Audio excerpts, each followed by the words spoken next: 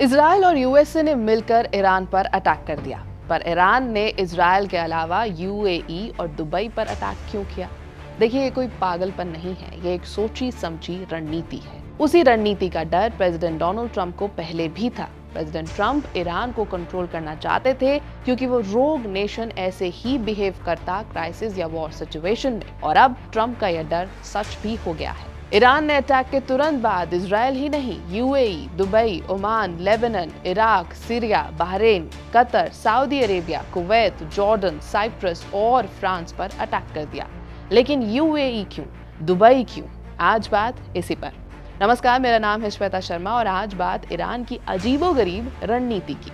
दरअसल दुबई को निशाना बनाना लागत और लाभ के हिसाब से एक रणनीतिक कदम माना जा रहा है। तर्क ये दिया जा रहा है कि इजराइल पिछले कई दशकों से मिसाइल और रॉकेट हमलों का सामना करता रहा है और उसकी सुरक्षा व्यवस्था ऐसे खतरों के लिए तैयार रहती है। क्षेत्र में मौजूद अमेरिकी सैन्य अड्डे भी संभावित हमलों से निपटने के लिए भी तैयार माने जाते हैं। इसके उलट दुबई को एक व्यावसायिक और वित्तीय केंद्र के रूप में देखा जाता है, जहां लंबा सैन्य तनाव आर्थिक और सामाजिक अस्थिरता पैदा कर सकता है। कुछ एक्सपर्ट्स के अनुसार कुछ दिनों तक लगातार हमले होने पर वहां घबराहट और बाजार में अस्थिरता बढ़ सकती है। लेकिन इस सब में अमेरिका कहां से आ गया? अमेरिका आया है पैसा लेकर।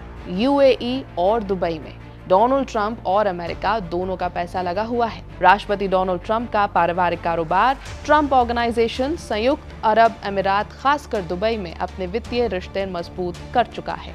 यहाँ लग्जरी रियल एस्टेट लाइसेंसिंग और बड़े क्रिप्टो प्रोजेक्ट्स दोनों चल रहे हैं। इन सौदों में ट्रंप खुद सीधा पैसा नहीं लगाते, बल्कि ब्रांड नेम के बदले फीस लेते हैं।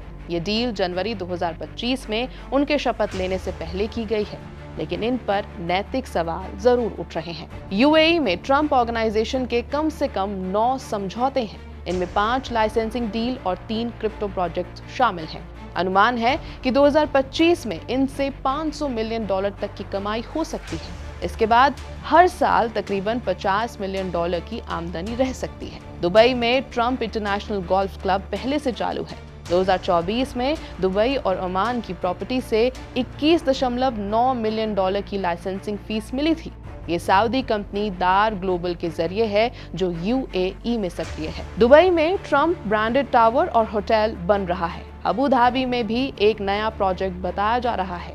क्रिप्टो के क्षेत्र में वर्ल्ड लिबर्टी फाइनेंशियल नाम का प्लेटफॉर्म है, जिसे ट्रंप परिवार का समर्थन है। 2024 के अंत में शेख तैमूर बिन जायद अल नहयान की कंपनी आर्याम इन्वेस्टमेंट ने इसमें 49% हिस्सेदारी $500 मिलियन में खरीदी। इससे ट्रंप से जुड़ी कंपनियों को तकरीबन $187 मिलियन अग्रिम मिले। इन सौदों के बीच अमेरिका की नीतियों में यूएई के पक्ष में फैसले भी हुए हैं। आलोचकों ने इसे संभावित हितों के टकराव से जोड़ा है। व्हाइट हाउस का कहना है कि ट्रंप अब कारोबार से अलग हैं और कंपनी उनके बेटे चला रहे हैं। मूल की बात यह है कि ट्रंप की भारी भरकम इन्वेस्टमेंट दुबई और यूएई में है, जिससे बहुत पैसे भी ट्रंप कमा पा रहे हैं। अब उसी यूएई और दुबई पर अटैक करके इनके इकोनॉमिक एडवांटेज वाले फ्रेंड यानी अमेरिका पर दबाव डालना चाहता है ईरान कि अटैक्स बंद करो, वरना तुम्हारा बिजनेस, तुम्हारे प्रोजेक्ट सब गए पानी में।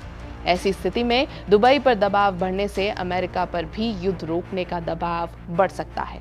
पर अमेरिका पर इसका क्या असर होगा भी या नहीं, ये तो देखना होगा। यह है एबीपी लाइव। मेरा नाम है श्वेता शर्मा।